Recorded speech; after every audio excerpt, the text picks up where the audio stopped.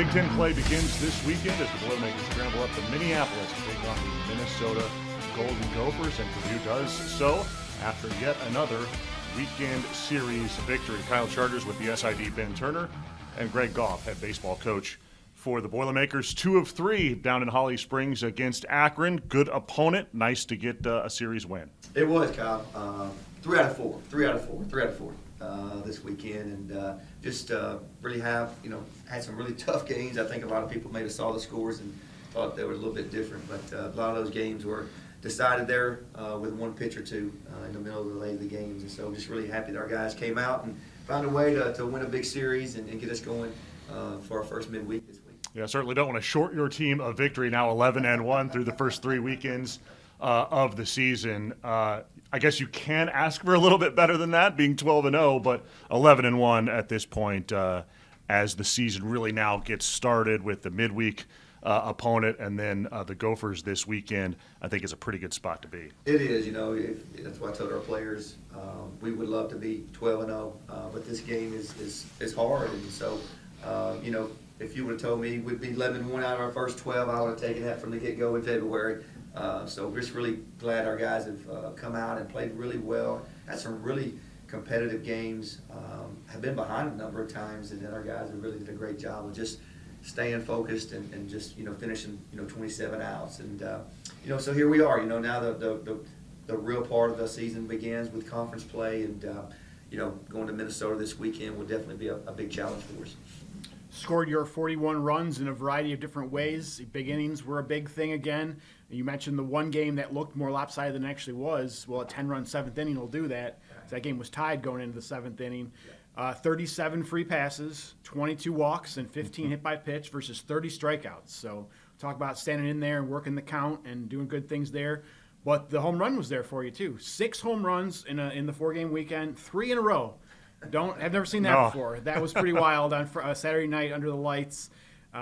So just a different way to score time, and you got the guys going on the base pass too, 11 stolen bases. So I think you have to like that variety. We do, Ben. I mean, we have a team that's built to score in multiple ways. We have some guys that can run and do some things, put some pressure on teams, and that's why I keep telling them, just keep adding pressure. If you keep adding pressure and having quality at bats, they'll eventually break. And so that's what happened in that game that we scored 10 in the 7th. It was 3-3 and tight up until that point. But we got to continue to for me win every inning. I like my teams to score inning per inning instead of big innings a lot of times. But we like the big inning. Hitting 3 home runs in an inning was pretty fun when you're down by 3 and you look up and it's boom, boom, boom. So. Hopefully we can continue that and just continue to get better. We still strike out a little bit. I thought we chased a little bit too much this weekend at times. Just as a coach's perspective, those are the things that we kind of talked about yesterday as a staff and really want to focus in on this week. So Saturday was the most competitive day of the series against Akron. And I know you ultimately lost the game, and so maybe that's very frustrating, especially the first loss of the season. But was Saturday night in many ways the most important game in that the late game situations that are very difficult to replicate? I know you guys try situational practices, whatever, but that was the game where you were really, really challenged. It went to 11 innings. Ultimately, Akron won, right. But it helps us more in the long run, I would hope and think. No doubt. Anytime you can, put your guys in those situations, you can emulate that in practice. I mean, we do some situational scrimmages, but when it's an opponent and you're playing on the road and things of that nature, I thought our guys played really well. We were a ball being put in play and even a hit by pitch to end that game in the 9th. And so I told our guys, I was really pleased at how they competed. We were down 3. And we had some guys in the lineup that had not started before in that game. And so I was really pleased with how we continued to fight back and had a chance to win that thing in the 9th and the 10th, to be honest with you. Friday night got started off well once again due to the pitching performances of Carter Dorn, who turned in probably his best performance of the season, 6 strong innings. Michael Vallone has been excellent as sort of that lefty coming in after the righty, and Dorn. That's been a good 1-2 punch on Friday nights for you. It has, Kyle. They did a good job. I thought Carter this weekend was the best he's looked. He was able to throw the breaking ball and the changeup when he wanted to. His fastball still had really good velocity throughout the game. So I thought he was in complete command this weekend. I was very pleased with that. And then, anytime you have a guy like Mike Malone to come in behind him, that's so competitive, that's a different look, different angle, that just fills up the strike zone. You got a chance to win on Friday nights. You've had some depth, too, in the bullpen. Avery Cook, obviously, is getting off to a great start. We mentioned Falone. I thought the performance of Chris Gallagher on Sunday was excellent. Yes. Ate up some innings for you. When on Sundays, especially Sundays of a 4-game series, you need somebody to go out there and get outs, and he was able to do that. That bullpen's been deep and productive. They are, and it's led by Avery Cook. His mentality and what he brings, just that that attack. As a reliever, you got to come in, you got to believe, you got to be confident, you got to attack, and we've been able to do that so far this year out of the bullpen, and really thankful. I thought Chris did really well on Sunday. Gave us a chance to not have to use guys that we'd already used that weekend. And I thought his stuff was really good, to be honest. I thought he was competitive, and we need that guy. We need him a bit to do that. But Gavin Buter's another guy that came in relief this weekend and really did a good job in the game that he came in and gave us a chance to win. So there's a number of guys that we've had that really stepped up for us so far. 7-1 over the 2 weekends at Ting Stadium. Only committed 2 errors in the 35 innings against Akron, so that was big. Both of those errors were on throwing errors on failed pickoffs. So you can't even get after the guys out in the field for those necessarily. No. It is what it is there. But even having to shuffle the middle infield a little bit, we saw Lukas Cook at second base. Yep. Ty Gill had to go out due to an injury on Saturday night. So even with those mixes that you had to put in there, still no errors from the fielders. That's awesome. And that was one thing we talked about last week. We had to be a little better defensively, and I thought our guys played exceptionally well. I mean, we made a couple of huge relays, one to third to start an inning, and one to home, where the tandem relay, where the ball got to the fence and the outfielder, relayed it in to Lukas, and then he ended up throwing them out. So really pleased. And as you know, in baseball, you better play defense every day. You better go to pitch and play defense. You're not going to hit some days you are, but you got to be consistently able to pitch it and play defense. And I thought that this weekend was the epitome of how we really played. We can just keep those pitchers from making those errors. Those athletes or non-athletes, as some would say. Well, you really took the next 2 questions off my sheet here, in that when the competition steps up, as it's going to this month, the defense is what you need to stay constant, and that's going to help you keep you in games, win games, etc. To get those outs on the base paths like that, Lukas Cook coming off the elbow injury that cost him last season in a redshirt year. We all know what caliber arm strength he has, but we hadn't really seen it to that level, at least not in a game, since he came back. That was pretty impressive. And it squashes rallies, cutting down runners like that. And those are difficult reps to duplicate in live game situations like that, throwing out guys at third at home, etc. So impressive. Yeah, it is. We do what we call a fundamental drill series each week, 16 different plays, and 2 of those are tandems. And so I know Thursday night it was raining pretty good out there, and our guys were like, what's coach doing? Let's go. But that's why we do it, because we have to be consistent. Baseball is a game of consistency, and you need to be able to replicate it as best you can. And I think being able to do that really made a big difference for us in the game this weekend, and it paid off because it was a huge rally killer for them. We'll talk to Lukas Cook here in a moment. During our player feature, Albert Choi was solid in that leadoff spot. Got on base 12 times. 4 hits, 4 walks, 4 hit by pitch, 4 stolen bases. It all added up to team high 7 runs scored. He's been solid for you out of the leadoff spot. He has. He loves Holly Springs. I tell you what, if he could be in Holly Springs every game, he played in the big leagues. But no, Albert's great. And what I was really impressed with Albert was, he had an opportunity to take a hit by pitch on that Saturday to win that game, and he moved out of the way. And the next day, he had 3 or 4 hit by pitches. And again, what a team guy that just made a decision. I'm not going to do that. And it's huge. If he'll do those types of things, I think he's be one of the best leadoff guys in the Big Ten, and hopefully he'll continue because we need it. Minnesota coming up this weekend. It will be unusual to play the Golden Gophers without John Anderson, the longtime coach of Minnesota, in the dugout. Ty McDivitt, now the leader of Minnesota, in U.S. Bank Stadium. We have played there before. It feels like forever ago that we did so. That was a couple weeks before COVID shut down shut down everything in 2020. What do you see out of the Gophers? They've been solid to start the season. Oh, they're good. And Yeah. Ty's has did a really good job. Anytime you come behind a legend like Coach Anderson, it's really, really tough. And I think he's did really well. I think they have continued to improve. They went to Arizona State this weekend and won 2 out of 3 against a really good top 25 Arizona State team there. And had a chance to win the third one. Ended up getting big 8-7, I think. But they are really good. They have a transfer on the mound on Fridays it's a power arm. They got multiple guys out of the bullpen, and they can hit. They did a really good job offensively. So it'll be a great challenge for us. But we're excited about getting a chance to get up there and start Big Ten play. Yeah, should be a great weekend for sure. Looking forward to that trip. All right, let's take a break. We'll come back. We'll bring in Lukas Cook. We'll do that in a moment. On This Week in Purdue Baseball, presented by Birck Boilermaker Golf Complex. Play championship golf at the Birck Boilermaker Golf Complex.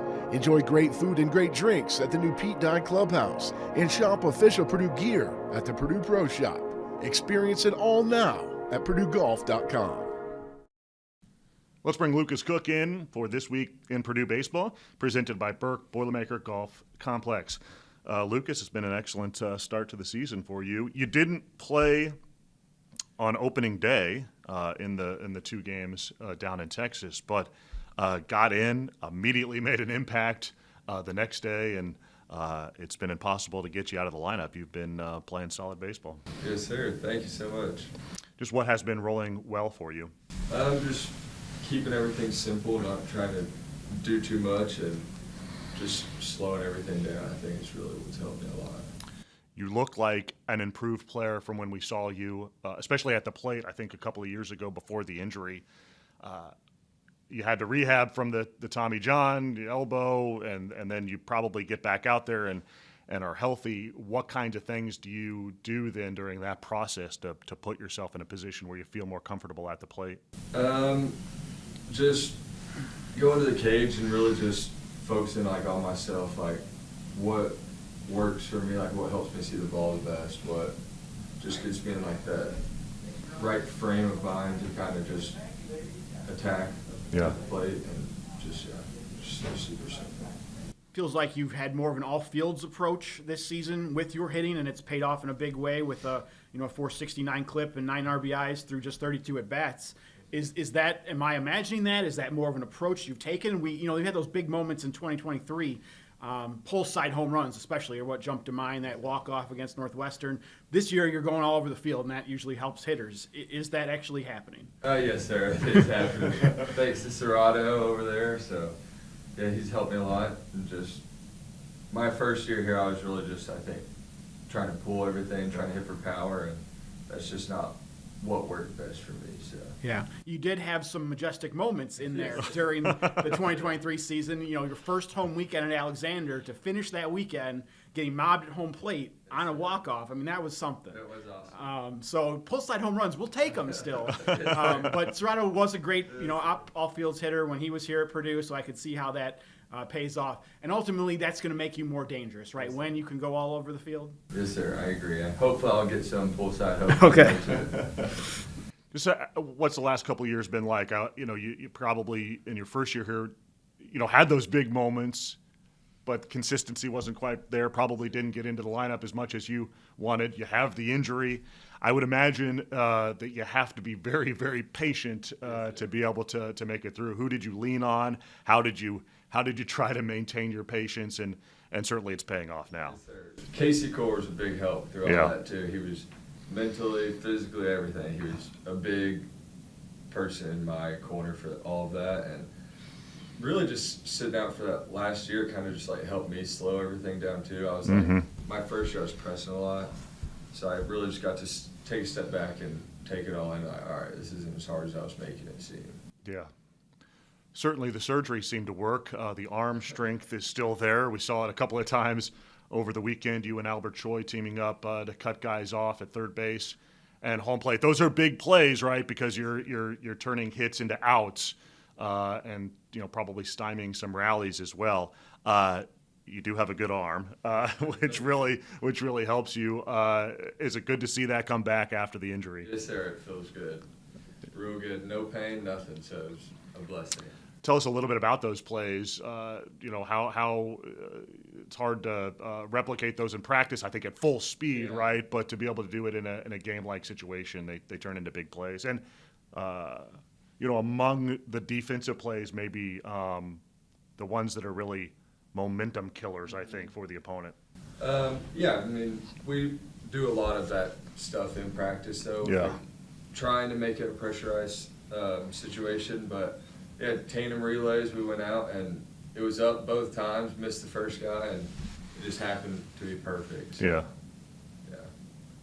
You did something in 2023 that Kyle and I had never seen before, in that you played all 4 infield positions in the span of 8 games. I'm not sure that you or the coaching staff wanted it to happen that way, but that's how it happened. Did you maybe even surprise yourself with how versatile you proved to be that year? Yes, sir, I did. I've never even played anything besides shortstop really until I got here, so that was fun, though. Doing what the team needs, I suppose. Sir. That's what helps get you on the field, and that gave you some confidence. You said there were some ups and downs in 2023, and Purdue didn't have as good of a season as it did last year. But I suppose that confidence that I can do this is helpful. Yes, sir. And it still plays a role to this day, because even back then I knew I could do it. So. You're only one of 6 Boilermakers by my count that has been here for at least 3 years. Yes, sir. So you've had a lot of new teammates this Yes, season. sir. We'd like to ask this early in this year, when it comes to matchups, from a hitter point of view, new guys on the mound, who did you kind of find that was a tough matchup for you or impressed you with their stuff among the new pitchers specifically? This fall, Lance Love had against him is who I struggled the most with. Sinkers, I think he was really good arm, which he hasn't pitched much for us this year yet because he's dealing with some stuff. But when he's back, I think that'll be a big help for us too. Yeah, and that was unique in that Purdue saw him in a game during the 2024 season. And so that's unique when you get to then have them as a teammate the following year. Who else would you shout out among teammates? Here is maybe somebody flying under the radar, not getting enough love. I mean, obviously Logan Sutter's grabbing a lot of hot headlines, but besides what he's doing in the middle of the lineup, we've talked about Choi a lot with him at the leadoff spot. Who maybe deserves some love on This Week in Purdue Baseball? Breck Noack, big grand slam. Yep. I think he's the heartbeat of our team too, like in the locker room, everywhere. He's just the guy everybody goes to and follows. So I think it's an underrated guy who everybody should be hearing about him too. You ever played in a gigantic football stadium to play a baseball game like we will up in Minneapolis this weekend? What do you think that will be like? That'll be fun. I haven't played inside before. Really? Yeah. So that will be fun. So Yeah. I'm excited. I've heard it's different, but it'll be fun. I'm excited to see how it is. You're looking forward to, we've been on the road, but sort of getting Big Ten play started here after the midweek game and sort of seeing where you guys, after a good start, match up with league opponents? Yes, sir. I am excited. And Minnesota's playing well, too, so it's going to be a good test for us to see where we stand going into this year. We like to close out the players segment with what we call personal preferences, just trying to learn more about you. So there are no wrong answers, as I like to say, but we do have you pick a number, and this week it's between 1 and 26. We'll do 17. Everybody likes to pick their number. All good there. Favorite outdoor activity? Probably duck hunting. Duck hunting, That's what I enjoy to do. Fair enough. You're from the Knoxville area originally. Is that a good area for duck hunting? Not the best, but West Tennessee is really good. So Okay. Head out there. Fair enough. All right, between 1 and 26, don't pick 17. 5. 5. Favorite playoff format or marquee sporting event? March Madness probably is most entertaining to watch and brings the team together to watch some games. Yeah. And it's right on the horizon, and certainly Purdue has had a lot of ups and downs in recent years during your time here at Purdue in March, and we'll see what the story has in store for Purdue this year. Yes, all right, last one between 1 and 26. Don't pick 5, don't pick 17. 11. Your favorite multimedia app? Favorite multimedia app? We'll do Instagram Reels. Fair enough. There you go. That's it can get you locked in. Just keep going. Now, we've all been stuck in that loop where we just can't stop watching. Well, Lucas, keep it going this weekend. It's been fun to watch you play this year, coming back from the injury. It's been exciting, and keep it rolling. Yes, sir. Thank you so much. All right, that'll do it for the podcast for this week. Back, of course, next week as we get into that first week of Big Ten play. For Ben Turner and producer Corey Palm, along with the coach, Greg Goff, and Lukas Cook, I'm Kyle Charters. Thanks for watching This Week in Purdue Baseball, presented by